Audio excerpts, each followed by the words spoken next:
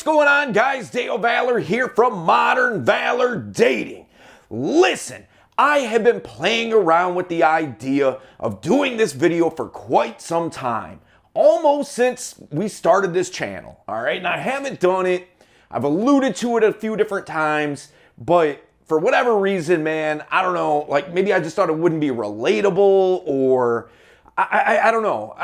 I just didn't end up doing it until today. I think a lot of guys out there would like to know how you can date a celebrity, whether it be an actress, a pop star, a porn star, whatever the case might be, man. There's all kinds of different celebrities, and there's all kinds of different levels of celebrities and things like that. I have had the pleasure of being able to date and hang around and have some relations with some celebrities. And again, there's certain level of celebrity, right? You got your A-listers, your B-listers, your C-listers, and so on and so forth. And the thing is, like, I'm not gonna front, like, I've never been with an A-lister, okay? But I have been with what you would consider to be celebrities, okay? And the deal is that for the average guy, they think of it as being impossible when it's not, man. I'm telling you it isn't. All right, I am living testament that it is not impossible. It's difficult, but not impossible. But there's certain ways that you can kind of hedge your bets, and certain ways that you can put yourself in position to make that happen for yourself. So I'm gonna break it down for you how I did it. And I think that you can do it too. If I can do it, you can do it, certainly, okay? So we're gonna hop into it right now. Let's get it. Number one, put yourself in position to meet them. Look, if you don't meet them, it's goddamn impossible, okay? So, look, you have to put yourself in the position to have some face time, all right? And I went through certain ways of going about doing that. I'll give you two examples, okay? And look, man, I'm not gonna tell you who it is or anything like that. I don't think that that's fair to do that. And then it comes across as just me being braggy, and I'm not trying to do that. I'm trying to give you information how you can do it yourself, okay? So look, a couple of different ways I went about doing it. I live in Detroit. All right, we don't have celebrity culture here. We have celebrities that are from here, certainly, and we have celebrities that live here. But it's not like Los Angeles or Miami or places like that, right? New York. It isn't like that, okay? Even Chicago, all right? So, look, again, we have celebrities, but it's just not a culture of it like that. So, here's the deal. Here's how I got FaceTime and was able to interact with many celebrities at one time, all right? I went to Comic-Con, okay? Now, I am not a comic book type of guy. I don't like superhero movies. Sorry to disappoint you if you're into them, but it's just not my thing, man. I don't like them at all. And I'm not into comic books. And so you would say to yourself, well, why would you go, right? So I'll give you a quick story. A friend of mine, her friend bailed on her for going to Comic-Con when it comes here to town, okay? And I was like, you know what? The thought just struck me. I was like, you know what? I want to go so I can kick it with the C and D and B-list celebrities, all right? So I made a strategy. I told her, I was like, I'll go with you. She was like, you? I was like, yeah, I'll go check it out. Plus I like people watching and things like that. And I also figured there probably is like hot cosplay girls and stuff like that. So anyway, nonetheless, I decided I was gonna go. So the plan that we had made was, I was like, why don't we go as early as possible? Like, let's get out there when doors open, before doors open, so we can get in line and we can get in there before there's a ton of people there, okay? So that's what we did. I didn't dress up like anything. She did, but I didn't. So we get in there, and it was like right at doors. We were probably like the 20th person in line. And we get in there, and it's basically empty for the first, I would say 3 or 4 hours. More people come as time goes by, but for certainly the first hour and a half, it's like hardly anybody in there. At least that's my experience. Maybe if you live in San Diego, it's a little bit different. So as soon as we got in there, we went our separate ways. She was going to the things that she wanted to go check out, And I was like, all right, let me find out where these celebrities are at. And that's what I did. So I'm walking around, and not many of them were out. So keep that in mind. Not many of them were out there signing autographs and things like that because, well, there's nobody there hardly, right? But there were some. And the fact that it wasn't busy gave me ample opportunity. They're not going anywhere. You know, they're going to be sitting there waiting for people to come by to pay for an 8x10 or get a picture taken with them and get an autograph and be on their way. But there's nobody doing that there at that hour. So I see a couple of girls that were in some Quentin Tarantino movies. I'm, again, not putting out names. If you figure it out, whatever. But nonetheless, I come up and I just start running game. And one of them was married and the other one was not. Okay. So my emphasis went on the one that wasn't. But one of the things that I got to do that was really, really cool, and I think probably what put it over the top, was that I AMOG'd. If you don't know what AMOG'd means, it means the alpha male of the group. He tried to AMOG me, but I AMOG'd him back and kind of put him in his place. Sean Patrick Flannery. So as I'm talking to these girls, nothing's going on. We're having a great conversation, having a good time, building some attraction and things like that. Out comes Sean Patrick Flannery from Boondock Saints. He tries to AMOG me, meaning he tries to clown me so he can get in good with them. Because his signing table was right next to them.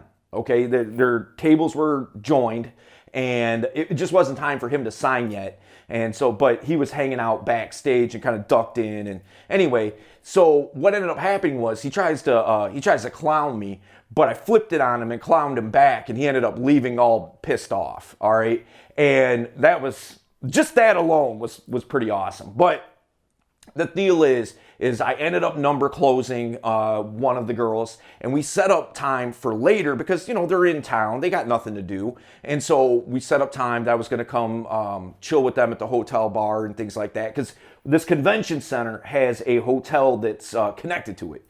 So we had set it up for later. What ended up happening, this was kind of a bummer, what ended up happening was they ended up having to fly out early. They were only scheduled for the one day, but their flight was the next day, and their flight had actually gotten moved up, and they had to do it like that. And I thought it was, at first I thought she was just like kind of blowing me off or something like that, but it did actually turn out to be true. It was legit. And so it didn't really end up working out, but nonetheless, it showed me that this is possible. And that was the first time that I got to like chill with a celebrity like that, build attraction, have a good time, set something up. You know, it showed me that it was possible. Another way to put yourself in position to do this is, now look, I get it. Not everybody, this isn't going to work for everybody, but it may work for some of you guys. If you position yourself or frame yourself as a content maker, you know, on Instagram, YouTube, Facebook, whatever, you make content for social media. One of the things that I did was I started setting up interviews with celebrities to do on our IGTV, you know, for Instagram. And so if you go, I'll tell you this, if you go to Instagram, all right, and you scroll through and see, because we did probably about 10 of them, I think, with different celebrities. It was just Q&A, dating and relationship Q&A. If you go through and you have like about a 1 in 10 chance of guessing who it was, okay? But one of those girls I did have the opportunity to start really like talking to via Instagram and stuff. We kept up with each other and all that kind of stuff. And the next time that I was in Los Angeles, I was able to hook it up to where we could hang out that night. We got some drinks and things like that, and it was a great time. All right, and so that is another way that you can go about doing it. Now, if you're not a social media content creator, like, I get it. You're like, I'm not going to do that. That I understand. But some of you guys are creators, and if you put yourself in that position, you're starting to build connections. And those connections can reap benefits. Trust me when I tell you that, okay? That, look, you make it happen. Maybe you get her on your channel, or maybe you get her on Instagram or Facebook Live or something like that. you can start using that relationship that you built there to your advantage, okay? And listen, as a matter of fact, in the comments, I would be curious to know who is the biggest celebrity, male or female, that you have met, all right? I always find it interesting, and if you want to give a little bit of context or a little bit of story to it, that would be dope. I'd love to hear it, man. That would be awesome, all right? Okay, we're going to get number 2. Let's go. Hey guys, wanted to take this quick time out just to remind you, if you have not subscribed to the channel, make sure you do so now. Why? Because we're putting out videos 3 times a week to help you level up your dating life, your personal life, every aspect of your life. And that's what we're here to do, and that's what we're gonna do. So make sure that you subscribe, like the video, share it with somebody that you know needs to see it, and I know that you know somebody that does. In addition to all of that, the last Saturday in July, we're going to be doing our monthly live Zoom event. And this month, we're going to be talking about overcoming your limiting beliefs. So all you got to do is register and show up. It's 100% free. Number 2, offer value. See, here's the deal. We always talk about showing higher value. We talk about communicating your value, your intrinsic value, things like that. It's super important. But in this situation, it really is important. And show that you can help them somehow outside of the box, maybe, that they're not getting help otherwise. I will give you a case in point, okay? So one day I say to myself, you're getting pretty good at game here. You should try to date celebrities. See if you can make that work. Especially, I consider it a challenge, especially since I'm in Detroit, right? So what I did was, now this is back in the day, mind you, all right? This is a little while back. I would say it's probably about 8, 9, 10 years ago, something like that. What I did was, I built out a Twitter account, okay? And I started like really working it and kind of building it up to where, you know, I had a decent amount of people following me and that kind of thing. And so what I started doing was, I was like, okay, how can I get in with celebrities? And as I thought about it, I was like, you know what? I knew how to set people up for what I believe, my memory's kind of failing me here, but I think it's called a 501c3. And what that does is it enables you to be able to set up a nonprofit organization or charity in your, whatever you want to call it, where you're not going to get taxed, and you can get tax deductions actually from it and stuff like that. And so what I was doing was I was reaching out to porn stars and letting them know, listen, you know, basically I did a copy and paste message, and I messaged it to a bunch of different girls and told them, I was like, listen, you know, a lot of people won't touch you. You know, if you're charitable and you're making some money and you want to make a charitable donation to whoever, you know, a lot of times they won't take that money because of where it came from. The fact that you work in porn, they don't want to be associated with that, things like that. And I read a couple of articles about different girls complaining about that. So I was like, I can help you set up one in your own name, you know, to do it yourself. I'll set it up for you. And now you can collect donations. And if you want to, you can take that money and donate it to another charity. And it's not coming from you. It's coming from your charity. So now they can take that money. And so a lot of those girls have good hearts, man. And they want to try to help people and reach out and do things. But their professional career limits those options sometimes. So by doing that, it gave me the opportunity to get to know and interact with a grip of porn stars, all right? Now, what ended up happening was, at that point in time, I was doing music management. That was my profession at the time. And lo and behold, one of the girls that I was working with on this, she asked me to manage her. And I had never managed a porn star, okay? So I had to do a lot of learning real quick and figure out how the game works, how to do it and stuff like that. It was very informational for me. It was kind of cool, you know, like being able to undertake a new task like that. But that gave me the opportunity to meet a gang of different porn stars, things like that, that worked out to my benefit, okay? So you see what I'm saying? I offered them value up and above just like, hey, I'm a cool guy and we should hang out and get to know each other and things like that. I was being able to sow into their life in a different capacity that opened up the avenue to show them that I'm worth getting to know on a personal level. You see? So that's the deal. All right, we're gonna get number 3. Let's get it. Number 3, treat them like people. All right, now I mean, it seems like this goes without saying, but here's the deal. Okay, you put yourself in the position to get to meet some of these celebrities, right? And so now that you're meeting them, you have to treat them like people. You know, what they are used to, and I had several different girls tell me this, and one of the reasons why we ended up dating and things like that was because I treated her like I would treat anybody else.